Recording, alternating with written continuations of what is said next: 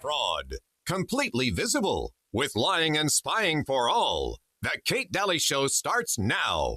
And to work together as we continue to work, operating from the new norms, rules, and agreements that we will convene to work together on to galvanize global action. A vital part of preparing for hurricane season is to get vaccinated now. And that strength that we build is inflation.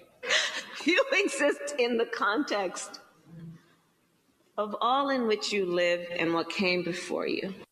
As a democracy, we know there's a duality to the nature of democracy. Because democracy basically means government by the people, of the people, for the people. But the people are retarded. So let us say, government by the retarded, for the retarded, of the retarded. Oh, I love that clip. You know what? That should have been the speaker at the DNC, the Democrat National Convention, that whore fest. So anyway, welcome to the Kate Daly Show. I've got Melissa Smith, Midwest Melissa, on with me. How are you, Melissa? I am lovely. We're having our first of the false seasons here in the Midwest. Oh, wow. We have false seasons. It's false fall. False fall? I love it. Like yeah, pre-fall? Which means that we know summer will make a return before it's actual fall. But right now we're having very lovely weather. It's like psych. I love that. Yeah, I think lots of people are experiencing that.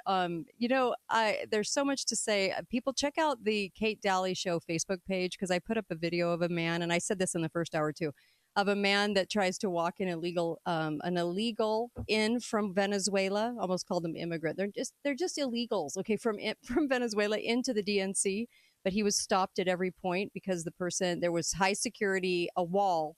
I can't make this up. A wall, and you had to have credentials and you had to have ID. And the guy goes, yeah, but he just walked across the border. Your people will love that. They're all inside. His buddies are all inside. That's who wanted him to walk across the border without any of those things, and they wouldn't let him in. So the irony, I'm so tired of the irony, but the irony once again today, that's at the Kate Daly Show page. So just so you know, it's sitting there. Also, Jeff Allen tomorrow, comedian. He's so funny. He's on tomorrow, Chris Ann Hall on tomorrow. And then the next day on Friday, Trevor Loudon. And then I'm going to talk about big picture, something we missed that happened 6 years ago, but we missed it. And I'll talk about that on Friday. All right, Melissa, you actually read a really great book. I did. And it's one that I would recommend to everyone who cares about how Black Lives Matter. Well, we're so tired of hearing about Black Lives Matters in this country. But you will not, this book will be a breather and a refreshing break. Okay. Because for the author of this book is a woman named Magatte Wade. Mm-hmm. She's from Senegal, which is located in West Africa. Mm-hmm. And so she is a Black woman. She is a Black African woman. Mm-hmm. And she starts many conversations by asking, do Black lives really, really matter? Mm. And her answer to that is, seriously, if Black lives really mattered, then we might have a different view of Africa than we do. Hmm. So I'm going to ask you this question. If you close your eyes and imagine, what do you think of when you think of, what images come to mind right away when you think of Africa? The cover of National Geographic, starving people, unclothed people, and people struggling, and a lot of charities over there to help save the day. And I think of people going around and murdering people. That's what I think of when I think of Africa. Right. And she addresses that very early on in her book and says, this is the image that the world consumes. This is the image that the people that she calls the poverty porn people, all the NGOs, that's the image they want you to have of Africa. Right. It's working.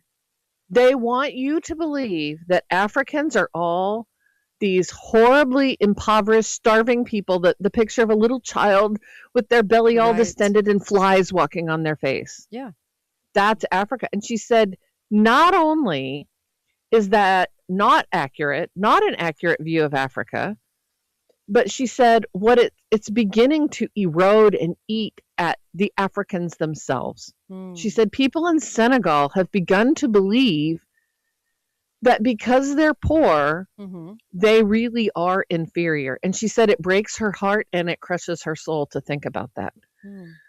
But there's a lot of people in the world who are very self-interested in making sure that that's all we ever think of when we think of Africa. Interesting.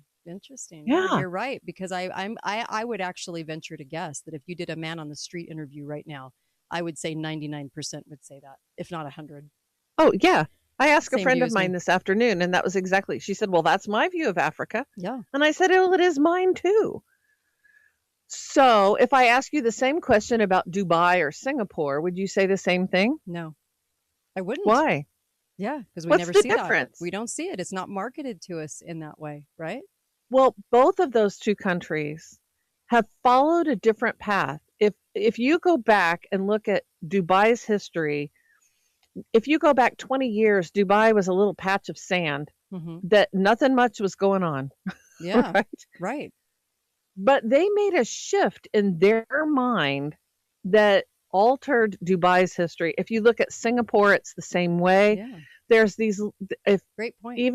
even Hong Kong, inside of China, has maintained some things about the old Hong Kong, even though they have now been kind of absorbed by mainland China. It's still a kind of a hotbed of economic activity. So she's very interesting. And I before we kind of leave that image of Africa, the other thing that she says that I think is fabulous and intriguing, and it bears much of what she has to say, if we apply it here in the United States, we would think differently about some things happening here as well. But if we were in Europe and we were to ask someone in the UK this week about Africa, what would they be saying? They're dealing with this horrible immigration problem. And many of the people that are coming into their country are coming from Africa or they're coming from the Middle East. And so Magat asks us all not, if you follow the discussion in the UK, and I get it, it's always like, we got to get them out. And that's the issue here too. We got to get rid of illegal immigrants. Sure. But we don't ever stop to say, why do they come? She said, why does someone in Senegal walk across the desert and end up in Libya, where they're likely to be captured and sold on a slave market for $300 a person? Yes. Why would you do that? That's nuts. Why would you get in a little tiny rubber boat and try to make your way to Spain across dangerous oceans? Because you think there's a better opportunity for you somewhere Absolutely. else. Because you believe that there is nothing in the place you are. No hope. So she says, she says, is that the best we can do? If you believe Black Lives Matter, is that the best we can do? Is to just transplant them somewhere else? Wow, what a powerful question. Yeah. If we really believe that people coming from South America, Central America, if they're coming here for economic opportunity, is the best we can do just to put them on welfare in our country? Does that really belie that we care about them? Right. So her comment is, why are people leaving? This is her words. They're leaving because they have no jobs. They're leaving because where they are, there are no jobs. No hope. And that is the root cause of why they're leaving. And she says, now, why are people poor? People are poor because they have no money. You have no money because you have no source of income. And for most of us, what is the source of our income?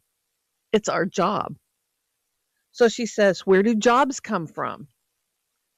Yeah. And she says, they come from business. If jobs are what fixes poverty and jobs come from businesses, don't you think maybe for a second that we should focus on making it easier for small and medium-sized business persons to start and run their businesses? She is a very powerful voice of free trade. Right.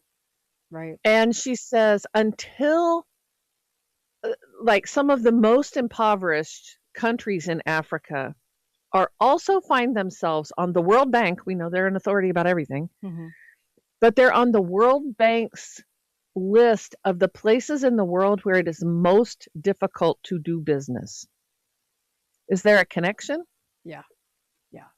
It's, we have NGOs, non-governmental organizations, and they flood Africa. And we have remember the song, the Africa song that all the pop stars did. We got to feed the hungry. Okay.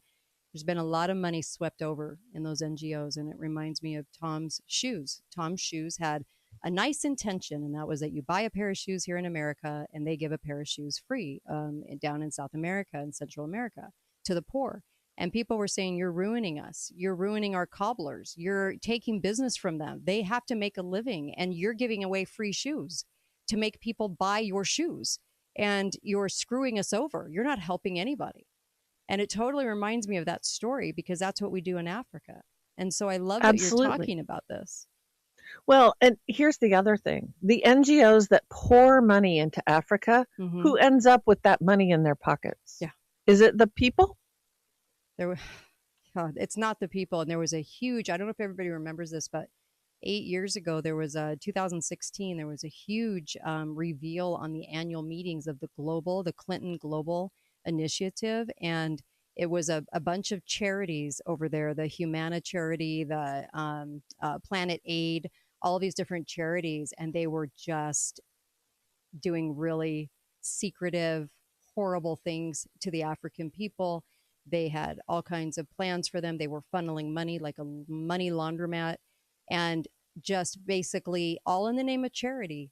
So much is done in the name of charity. Why? Because people don't pay attention. So disgusting. We're going to come right back. Melissa has so much more. We're going to come right back. It's fascinating stuff. Be right back.